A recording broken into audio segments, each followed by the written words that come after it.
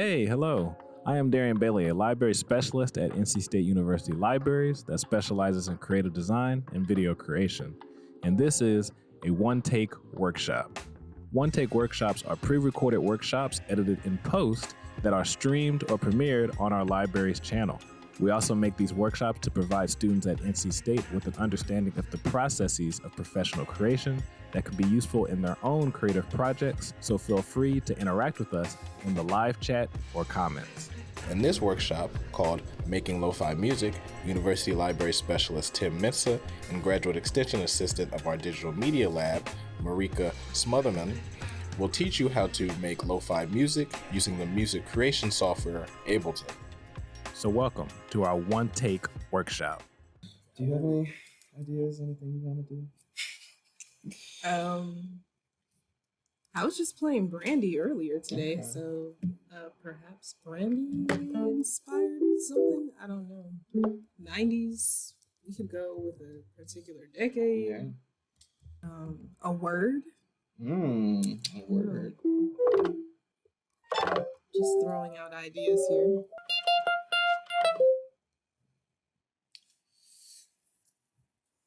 Okay. Should we discuss what we're planning to do first, or just what are we planning to do? Let it flow. Let's just make a beat. Okay. Yeah. Let's just. So, welcome to Beat Making with Tim and Maurika. I'm Maurika. I'm a graduate extension assistant in the Digital Media Lab. This is Tim. Hi, my name's Tim. I'm a university library specialist here at NC State. I work with Maurika and some other colleagues in our digital media spaces to help provide instruction and resources for producing digital media, whether it's audio making, videography, photography, etc. Yes, and today we're going to make a beat using Ableton. It's Ableton Live, right? Ableton Live. We have the software available at our media spaces at Hunt and Hill Library. It is a paid software, but we have it serviced in our spaces so people can kind of try it out. And there are also certain courses here at NC State that let you use Ableton as like part of coursework. I think MUS 270 is Intro to Digital Audio Workstations. And yeah, I think you can use software like that and get instruction and work with students in a class setting. So we have it available in the libraries, and it's through coursework as well. And it's actually how I learned how to use Ableton. It's pretty cool, like diverse software. It's a little intimidating when you first open it, but I think it offers a lot of like powerful tools, and we'll kind of just like play around and see what we can come up with. Yes, I'm excited. I'm definitely not an Ableton expert. Yeah. I would say that I'm more familiar with GarageBand, but how would you say they differ or are similar? So I think GarageBand is kind of like the easiest way to get familiar with an audio editing software. And with GarageBand and a lot of other softwares, you'll see this timeline view. So this is just kind of showing from point zero to infinity, essentially, and everything that you lay down will appear in time sequence on the timeline. And you can see all of these like individual channels or tracks, as they're called, can be assigned to like different instruments or vocals or audio effects. So that's kind of like essentially how every audio editing software is set up, from GarageBand to Logic Pro to Ableton to Reason. What sets Ableton apart is that it has two different views. So there's this timeline view that is kind of shared throughout a lot of different audio production softwares. And then if you click this little tab right here, it brings up this second view, which is called the session view. And the session view essentially lets you like select between all of these individual clips on each channel. So this is unique to Ableton. Every one of these clips, if you double click on it, will open up a piano roll or like a specific audio idea that you've input. And you can see like on this master channel, there's numbers from 1 to 8. And if you kept adding more channels, you'd have an infinite amount of tracks. So if you hit play, you can notice all of these buttons over here are flashing. So if we create like an audio idea in each one of these tracks, we can play them kind of in line with each other, or you can like mess around with different clips and kind of like mix and match different ideas. So I can kind of like demo how that works. So if we open up this one channel that I'm in, we have the piano roll, and you can kind of see the red squares that are lighting up correspond with the piano roll itself. So I could either play something, or I could literally draw in the note, extend it as long as I want, and that note will play in this clip, and it'll kind of circle on a 4-bar loop. So if you wanted, if you don't feel like, super well versed in piano, which I'm not really, like, you can kind of draw in notes and kind of create a quick idea.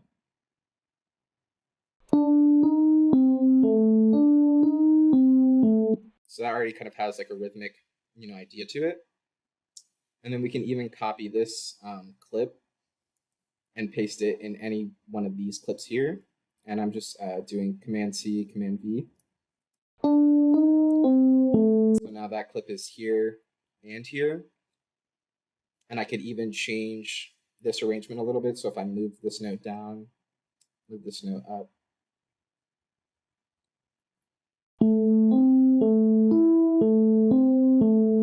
Now I have a different musical idea, but I can kind of toggle between the first idea we created and the second idea.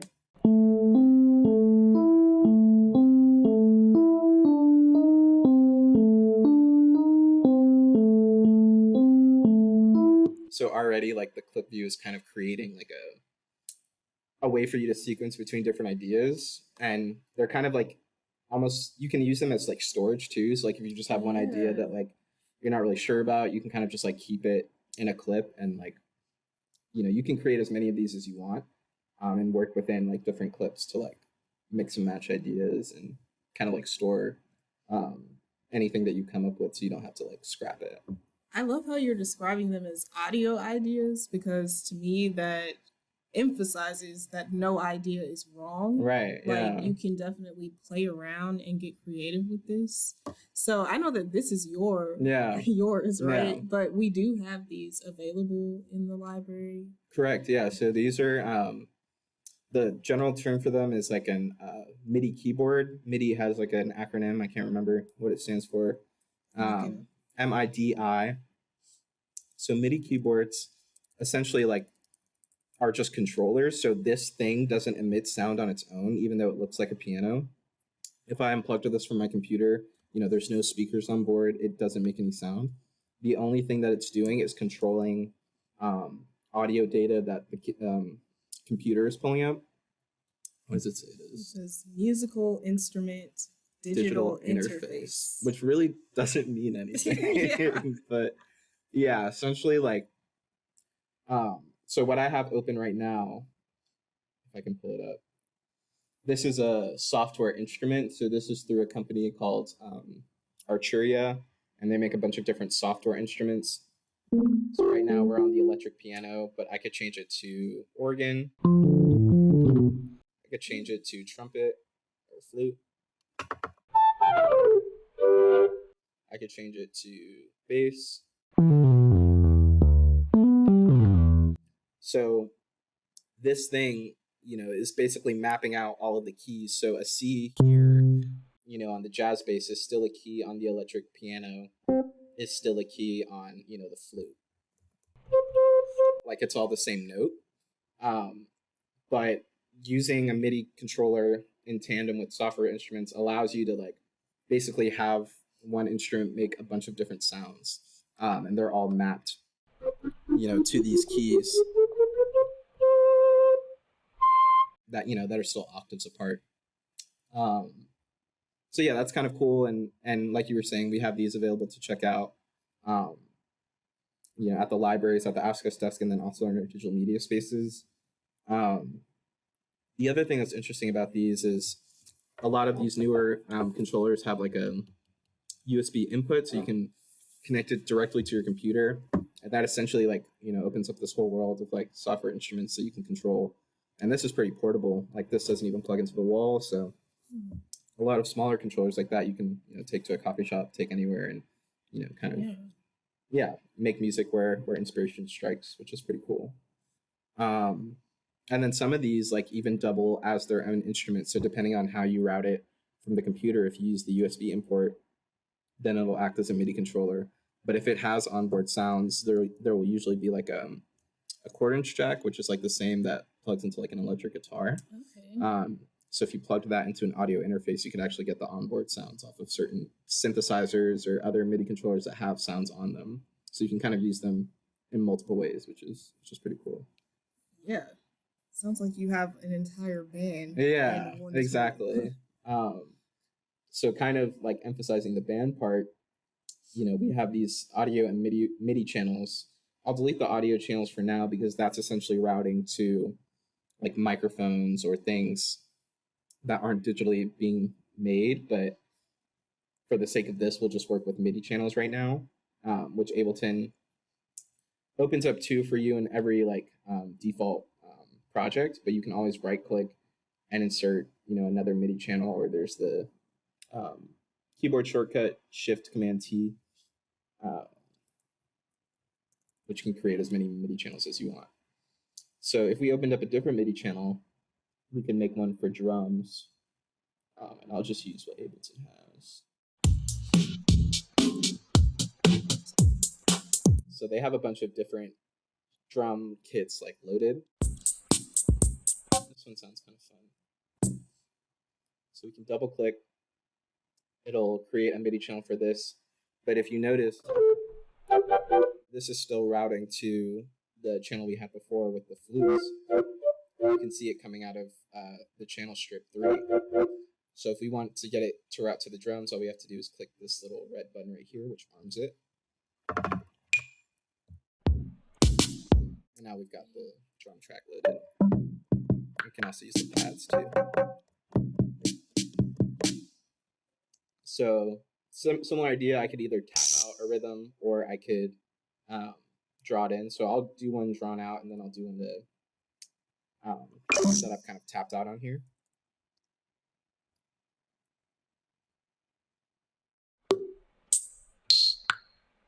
So we'll do a kick. Maybe we'll do a 4 on the floor, which is just a kick drum every 4 beats. So if we play that. And if you don't have a MIDI controller, you could still create these sounds, right? Using the computer. Absolutely. Yeah. So if you didn't have a control at all, you could still essentially do what I'm doing and just click all these notes out on a computer and listen to it that way.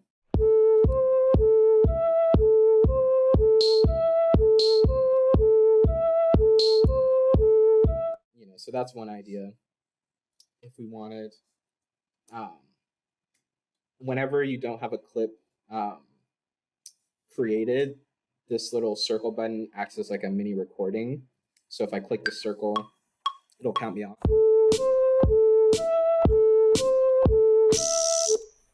So I essentially just created.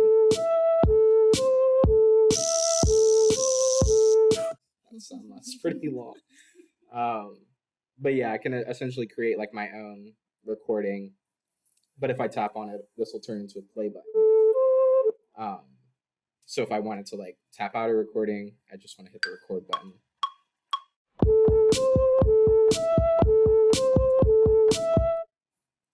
And you'll kind of see what I was saying earlier. If I move this to the same channel,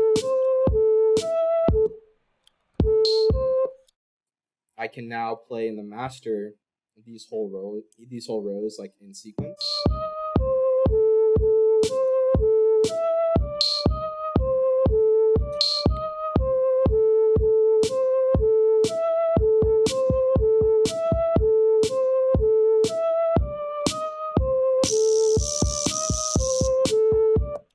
So you can kind of like mess around with different clips that you've made, and Ableton's smart enough to, whenever you play a clip, it'll wait until, even if you've clicked on it early, it like plays it in time with the tempo. Okay.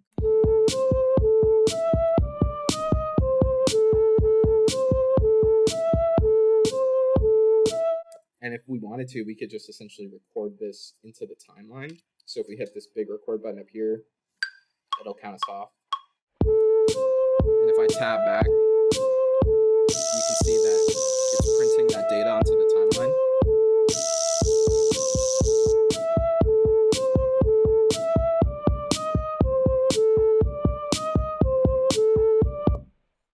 So I can stop that. You'll notice all of these channels got grayed out. That's just because Ableton is mapping what's happening on the session view.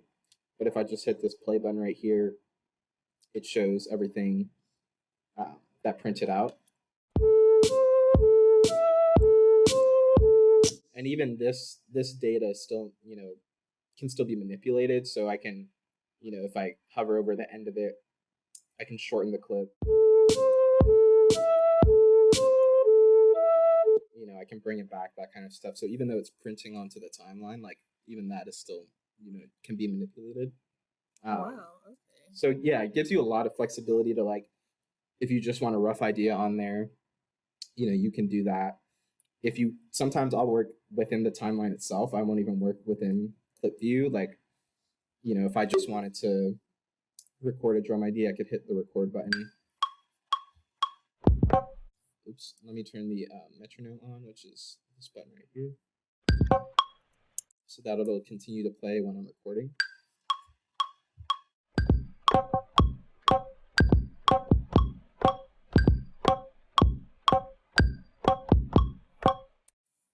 So that's printed directly onto the timeline. It's not anywhere in our clip view, but it is here. And if I wanted to add it to the clip view as well, I could click on it and then drag it around. And then I think if I click Option and hover over, I can now drag it there and manipulate this data as well. So there's a lot of ways to like come up with an idea, move it around, mangle it, save it somewhere else, play other ideas in different sequences. Yeah. It gives you a lot of like flexibility to just like mess around with things.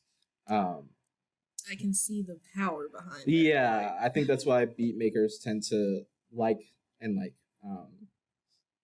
gravitate towards Ableton, because of the like quick loops and ideas that you can make and throw in sequence with one another. And yeah, it just kind of adds a lot of like capability to what you can do and where your ideas go. So we'll kind of scrap all this. That was just kind of like a demo. So that wasn't the beat. It could be, but I want it to be more collaborative. So we'll start from scratch.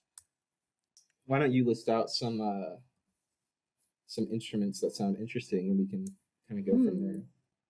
Okay.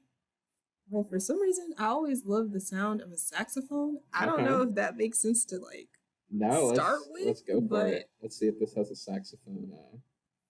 It's not quite a saxophone. Or even something similar. It doesn't.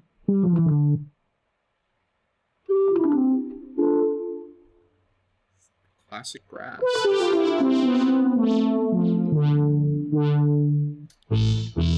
Whoa. Baritone sax.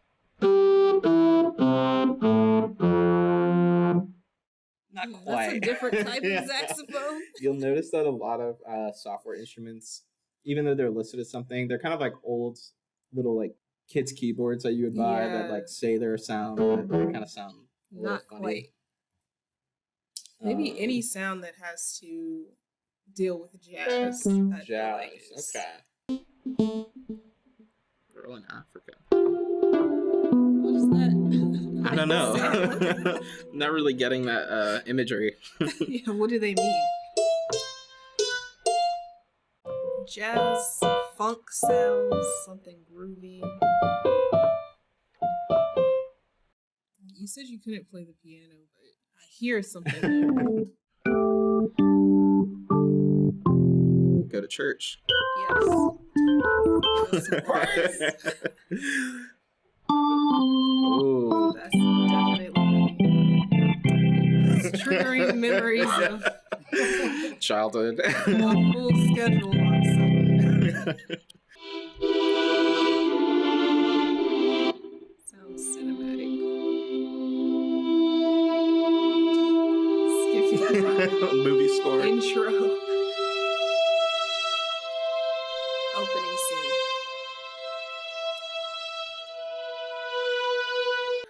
I was seeing, like a gloomy day just now.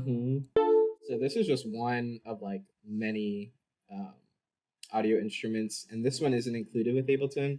This is one that I got as like an add-on for getting a different product, but Ableton has a lot of built-in sounds. Grand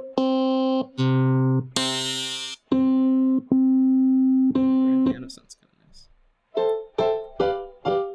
Yeah, we could do something with that. So if we push play,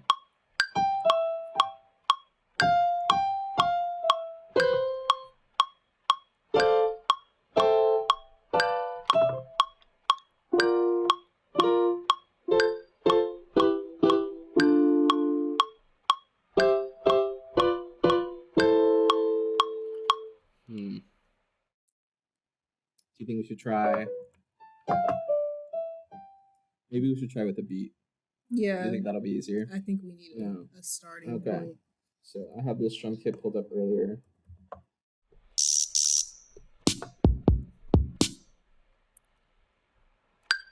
Do you want to try tapping something out? I'm scared. So I kind of just tap around, find where the sounds are.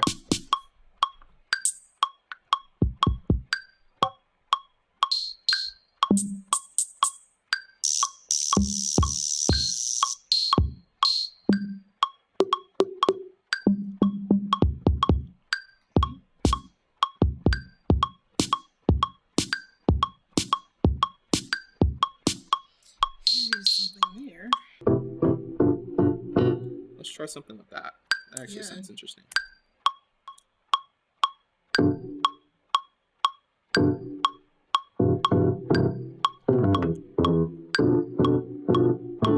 Let's go open up.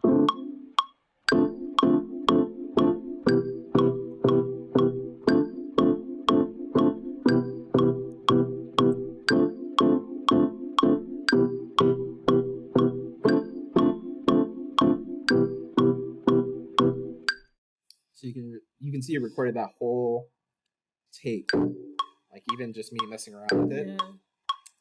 But I can actually use this little meter right here to scroll to right where I want it. Let's see, I think this towards the end is when I started getting the better take.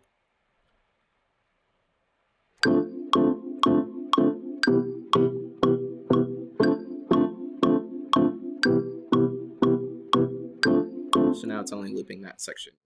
But this information is still here, so if I wanted to re-access it, I can just drag the meter back. Okay. So I don't have to like delete anything, which is nice.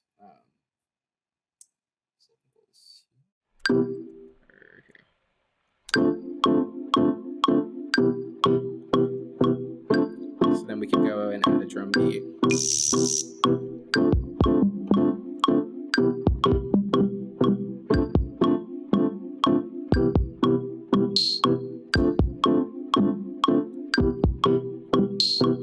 That's a fun idea. Let's try that.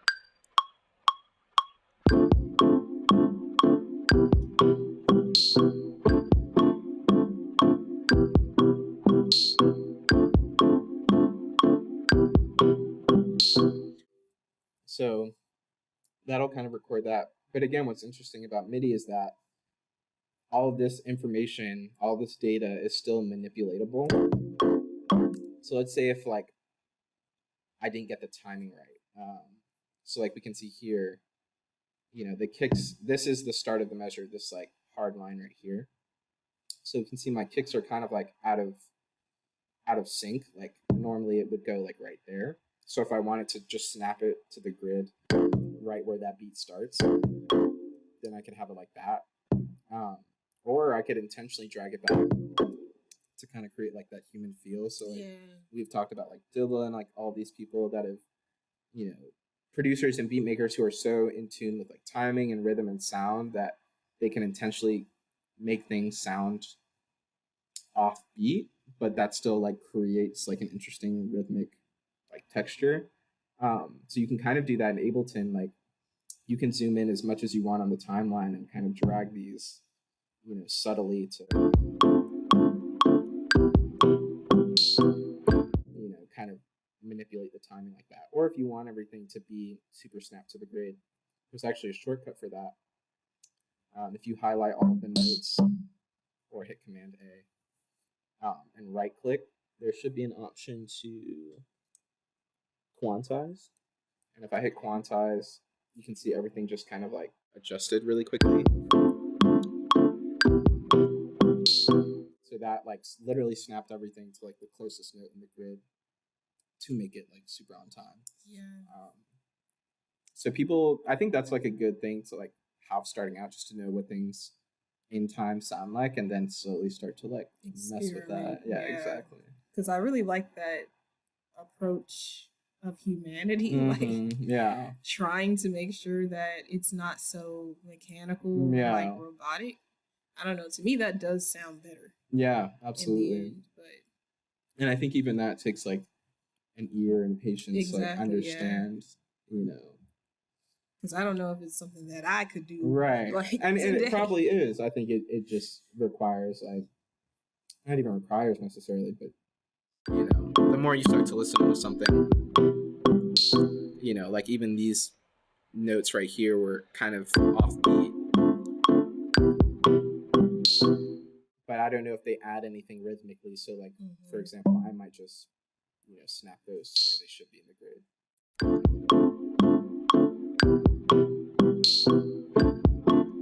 And maybe move some of this back.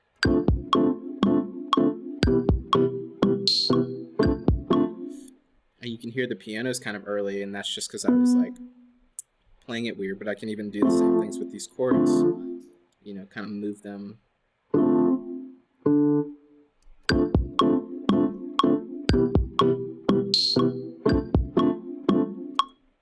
Or quantize all of these. I think the shortcut for quantizing is Command U. So sometimes quantizing doesn't fully nail it. So sometimes I'll have to move it myself.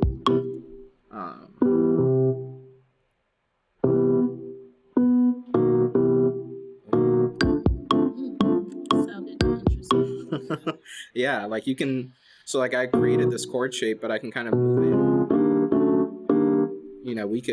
We can move all of these. Even though we've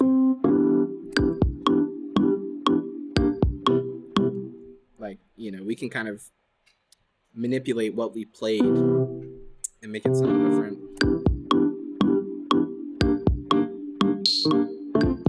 For some reason now it's giving me like odd feeling. Yeah, it does kind of have that vibe.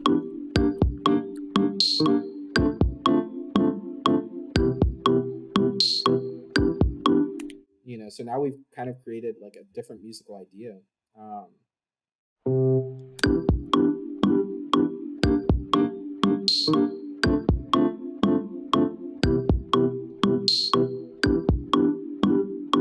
And I could duplicate this or copy it, put it in a different channel, and in this channel, like create, move these chords together.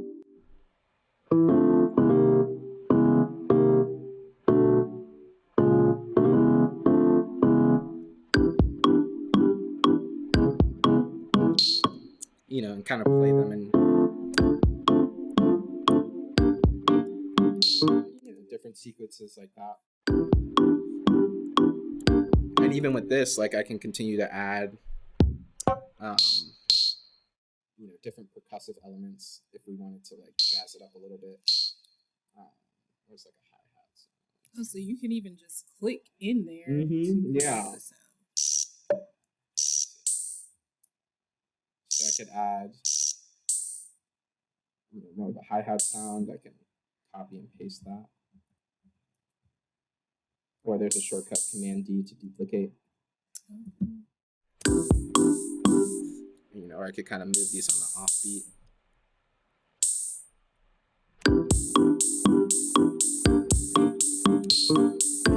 And there's even, so So for all these notes highlighted, there's these little markers, I guess, but they essentially like control the velocity or volume of each note.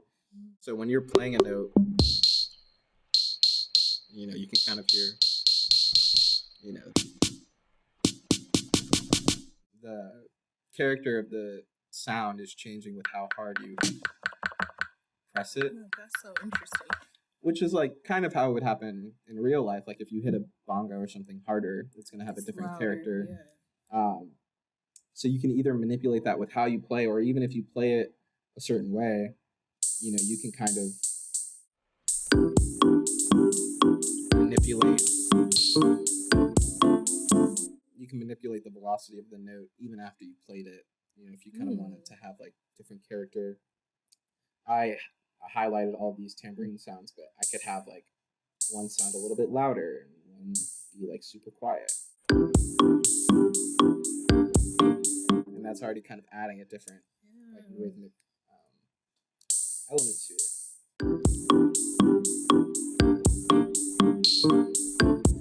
So I might. Oh, another thing you can do with MIDI sounds, like how I have all these tambourine or hi-hat sounds. If I'm not sure if I super want to keep it or not, I can highlight all of them. And if I hit 0, it deactivates it, but the notes are still there. So if I just wanted to reactivate, it's like they're just muted. Exactly. If I wanted to reactivate some of them, Actually, like that. Yeah. Just those two.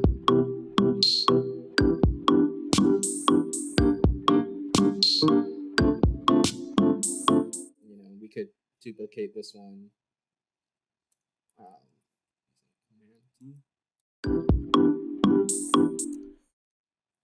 Let's say we wanted to add a snare in this round. Maybe move these around. Now, how do you have knowledge of so many instruments already? Because you're a professional musician? Well, the only instruments that I feel like super confident to play as far as like songwriting are like guitar and bass. But I think just like listening to and appreciating a lot of music, like pulling from like different sounds and ideas of like what drum patterns like evoke a certain thing. Like trap drums sound very distinct from like jazz drums, sound very distinct from indie pop drums. Like, hearing this sound, even that this what is it called? The conga.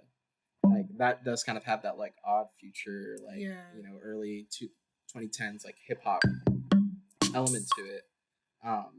But I could also, if I created a different idea here, and I did a 4 on the floor,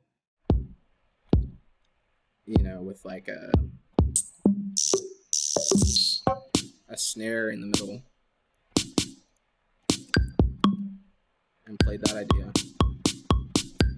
That's already like kind of genre bending a little bit, because you're using drums that would typically be used for another genre and kind of giving it like a different sounding character to it. So I don't know, a lot of it at the beginning is just kind of like playing and just feeling comfortable, or learning how to feel comfortable with playing and feeling unaware and not knowing a lot of things, because these softwares are made to be super broad so that anyone from any genre with any background can use it from a beginner or professional standpoint. So when people on the back end are producing a software that's supposed to have this wide breadth of stuff, it makes you feel like, oh, I have to know this, wide amount of things to fully understand how to use it. But in actuality, like, you can pick out the little, details that feel easiest for your brain to pick up on, and, feel comfortable with that, and then learn things over time. Like these softwares, from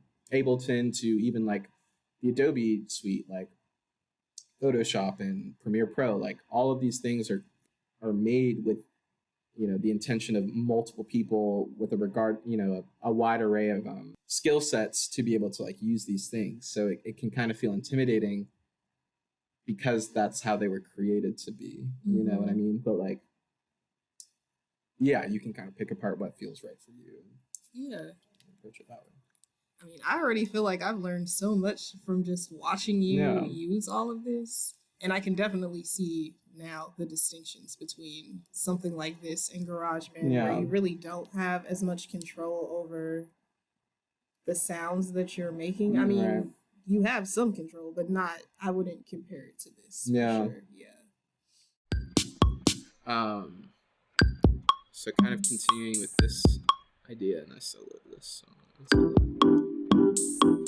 So maybe we'll add like one or two more instruments just to kind of get the feeling of like a complete idea. Maybe.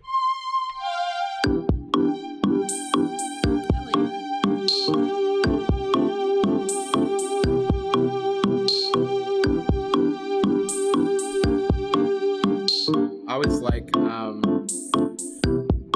something I've grown to really like in like certain songs. A lot of like 80s pop songs, and also like house music will kind of have that like sustained note like over the chords moving. Kind of like that, like, which I love for some reason. I don't know like what that does. There's probably like a scientific term for that. Yeah. But, I'm gonna record this.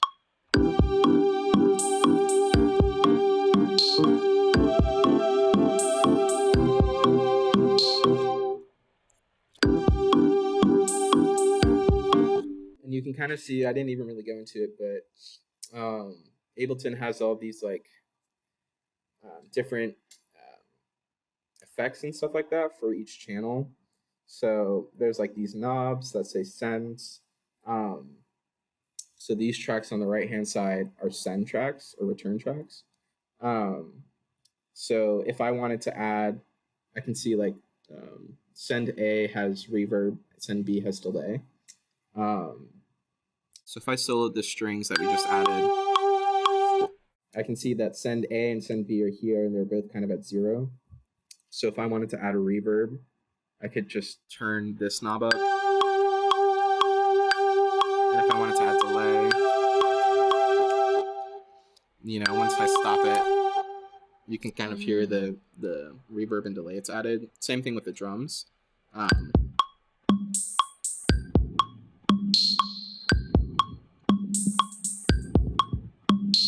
And now it's kind of adding like, you know, more space and notes to it. Yeah.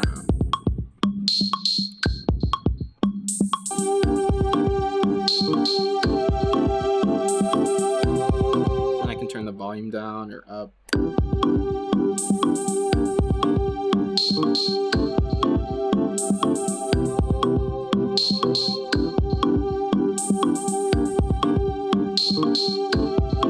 So I might add a bass to this, and it kind of feels like it'll round it out.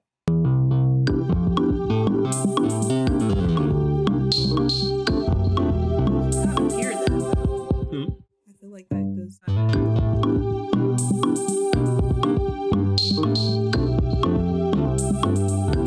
Like a musician. You are. Ooh, wait, there's a little bit in there. We need to run the tapes back. No idea what I'm touching.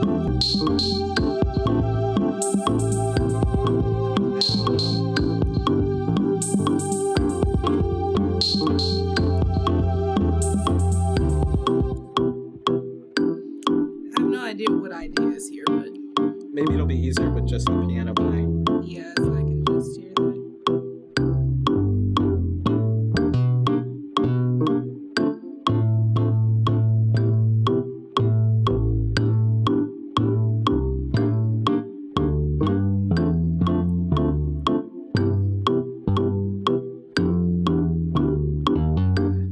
I don't know if any of this is worthy of recording. Well, funny you said that because I recorded the whole thing. So if we wanted, we could kind of pick apart. you Yeah, know. maybe there's something in there. Oh, so kind of like to wrap it up, looking back at like the clip view, we can record all of this into the timeline here, but we can also like manipulate how we're introducing the clips themselves. So let's say, like, what do you think it should start off with? Piano or drums or... Ooh, that's a good question. Yeah, this is where you can kind of get into like the production part of it. I'm gonna say maybe the piano. Okay. So if we had the piano going.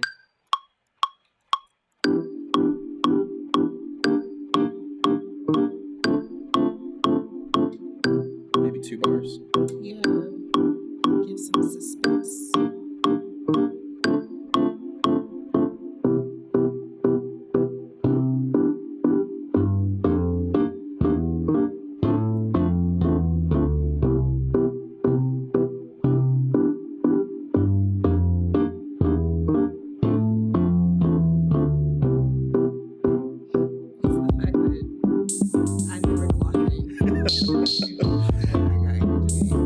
That miss punch.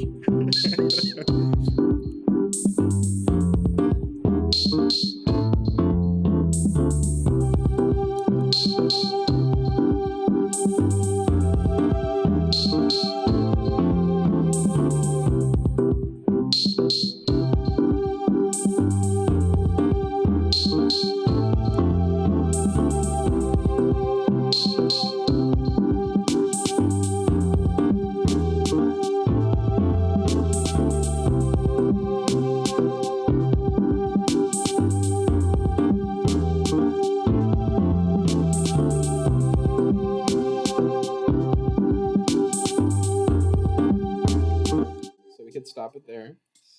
We hit play. Everything that, even the ways that we introduce the clips, all here, in that way, the timeline. So the arranging's already there. And then if we wanted to add a little fade out,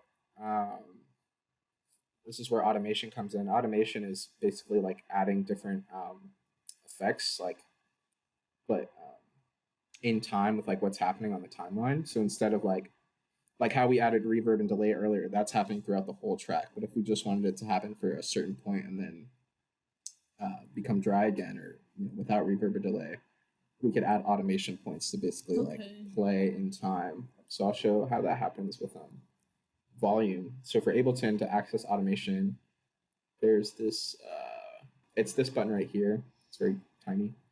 Or you can hit the A key. And now we see like all these little red lines that come up in each track. And you can see, there's the mixer, and then there's like all of these effects that you can automate. So we could do panning, which means like putting something from left to right. So I'll demo that real quick. So let's say I made a point at the beginning of our song, and let's say I want it to go all the way, I think that's right, and then all the way left. If we played that back, you can see it move. So this is actually the right speaker. So if we had a left speaker, it would move to that speaker. Hear it, yeah. So we can do the same thing for really any effect. But we'll do it for volume. So if I go back to track volume and create a point right about here, kind of where our audio is about to end, and then drag it down. Fade out.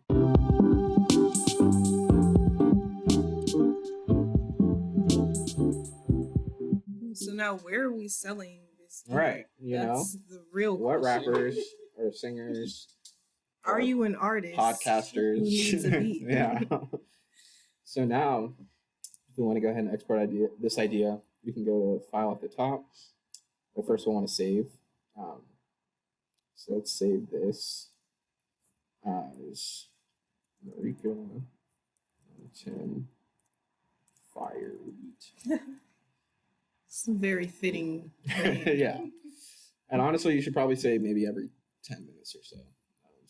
We were doing that. Yeah. We were definitely doing that. So if we go back to File, there's an option to export audio/video. This right here will ask you what you want to export. So if you just wanted to export one channel, like you could just export the piano or the drums, but we'll do the whole master. And then this is asking you like from what point to what point. So a way to double check that you're exporting exactly what you want, you can actually use this feature right here, which is the looper, but it also shows you like the duration of your song. So we can see that this number is increasing as we drag it up. So our song ends right around here, which is 42 measures. So if we go back to export to audio, it should adjust like that. But if it said some random number, we could just type 4200, just like what's up here, and then we know it's exactly where it's starting and ending. There's an option to export as a WAV file, which is just like a slightly bigger MP3 file and contains more data. Since we're just kind of messing around, we'll just like export it as an MP3. It's just options right here. And then we'll hit go ahead and export. Okay, I definitely feel better about Ableton now. Yeah. Like it's not too bad, and I think wait a the second. camera is too hot. It was too fire. It was too fire. The beat was just. The beat was too crazy. Now if we go in the file, we've got our project.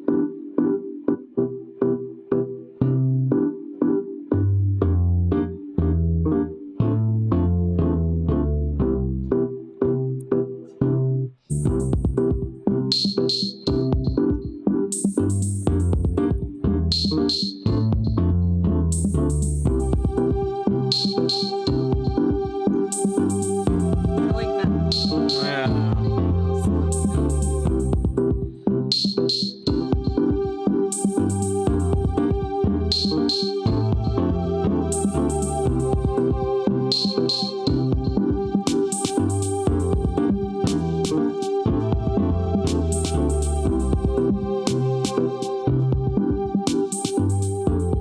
We got our fade up. Wow, okay.